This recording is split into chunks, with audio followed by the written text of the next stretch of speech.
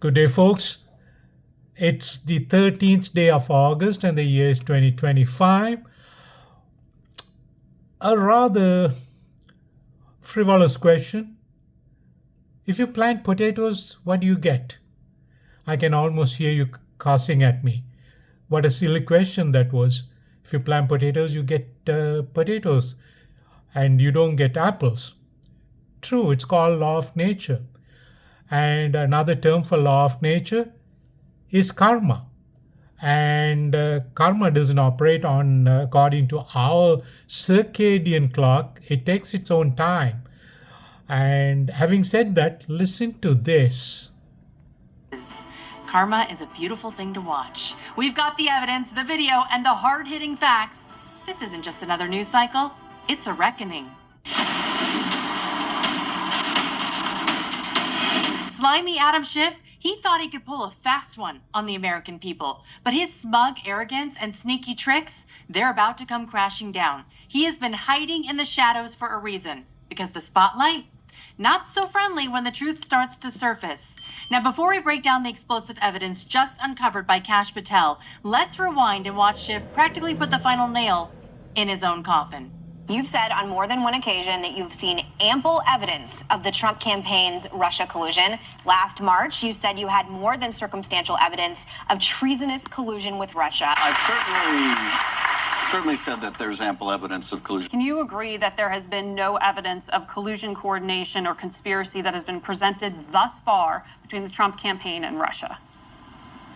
No, I don't agree with that at all. I think there's plenty of evidence of collusion or conspiracy. But we do know this. The Russians offered help, the campaign accepted help. The Russians gave help, and the president made full use of that help. Now we see why Schiff was so terrified of Kash Patel's confirmation. He knew that Kash would blow the lid off his dirty secrets, exposing the lies, the illegal leaks, and exactly why Schiff is utterly unfit for office. Remember when Schiff tried to trash Kash? Watch this. This political hack does not deserve to be in this building. He can't do the job. He won't protect the public. He will misuse the resources of the Bureau. He will weaponize it against the president's political opponents rather than protecting the safety, the public safety of the American people. Honestly, for a second there, it sounded like Schiff was just describing himself. And now the panic makes perfect sense. A Democrat whistleblower just dropped a bombshell, revealing that Adam Schiff, yes, the Mr. Trust me, I've seen the evidence, personally greenlit the leaking of classified info in a desperate attempt to smear President Trump. Shocking? Not really. Illegal? Potentially. We're talking Espionage Act territory. And guess who else might be in the mix? Eric Swalwell, the guy best known for dating a Chinese spy and still landing a seat on the House Intelligence Committee. Let's start with Schiff.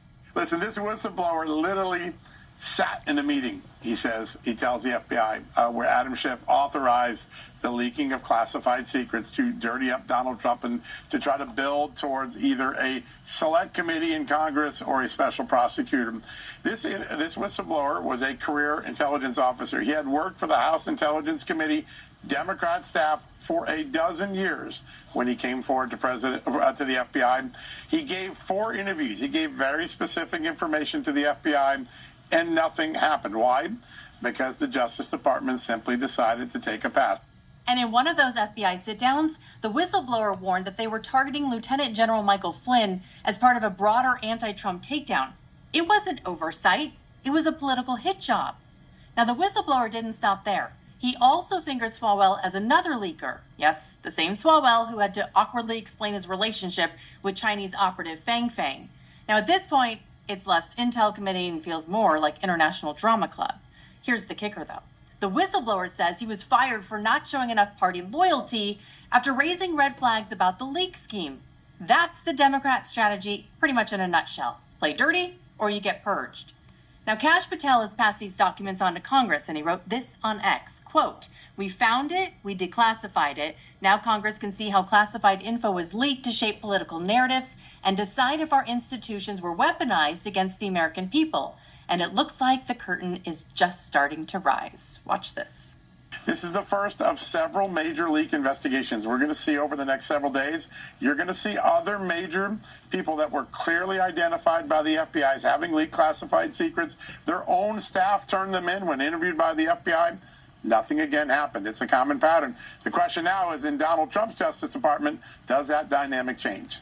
Turns out the real collusion wasn't in Moscow. It was hiding in plain sight on Capitol Hill. Let's move to this. Obviously, if there are any developments, I will bring them to you. In the meantime, let's talk about the Democrats who are having a full-blown live TV meltdown over Donald Trump doing the unthinkable, fighting crime. This clip made my day. I hope you enjoy it. Roll it.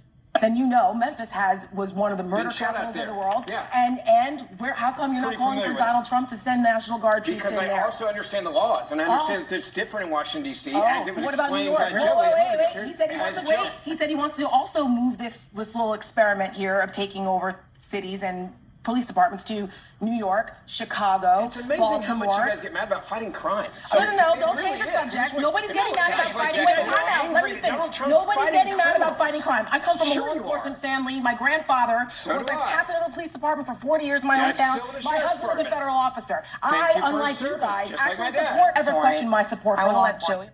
Trump moves to clean up crime in D.C. and the left loses it because clearly the real threat isn't the criminals, it's the guy trying to stop them. I mean, I'm speechless at this point.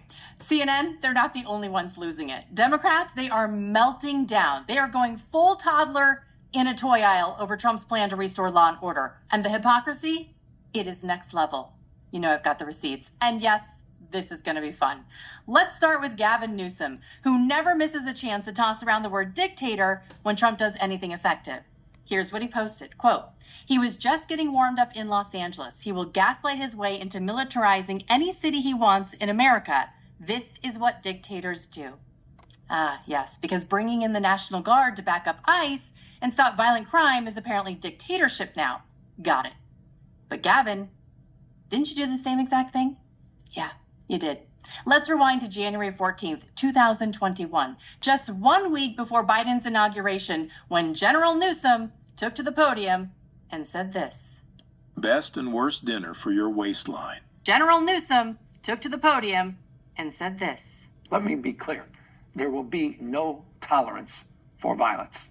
That's why today, along with the CHP and Office of Emergency Services, I've activated the California National Guard to support the CHP to enhance security with an initial deployment of up to 1,000 Guard members to protect critical state infrastructure in and around the state capitol. Also today, we're standing up temporary security perimeter around the Capitol. We'll, of course, share additional information and additional measures that we're taking in the coming days. Yep, he sent 1,000 Guard troops to the California Capitol just in case and kept them standing outside until May. So when Trump protects the Capitol, it's tyranny. When Newsom does it, it's responsible leadership. I mean, the hypocrisy is not even subtle anymore. But hey, thanks, Governor, for documenting it all on X so we have the receipts. All right, she had the audacity to write on X, quote, Donald Trump delayed deploying the National Guard on January 6th when our Capitol was under violent attack and lives were at stake. Now he's activating the D.C. Guard to distract from his incompetent mishandling of tariffs, healthcare, education, and immigration, just to name a few blunders. Former Capitol Police Chief Stephen Sund, he fired back at Pelosi, writing this blistering message. He said, quote, "Ma'am, it is long past time to be honest with the American people. On January 3rd, I requested National Guard assistance, but your Sergeant at Arms denied it. Under federal law, I was prohibited from calling them in without specific approval. That same day, Carol Corbin at the Pentagon offered National Guard support, but I was forced to decline because I lacked the legal authority. On January 6th, while the Capitol was under attack, and despite my repeated calls, your Sergeant at Arms again denied my urgent request for over 70 agonizing minutes, running it up the chain for your approval. When I needed assistance, it was denied. Yet when it suited you, you ordered fencing topped with concertina wire and surrounded the Capitol with thousands of armed National Guard troops." End quote. Now, Pelosi calling out Trump over the National Guard is like a fox blaming the farmer for the missing chickens. She blocked the help, rewrote the story, and now hopes no one remembers. If gaslighting were an Olympic sport, Pelosi would definitely have more gold medals than Michael Phelps.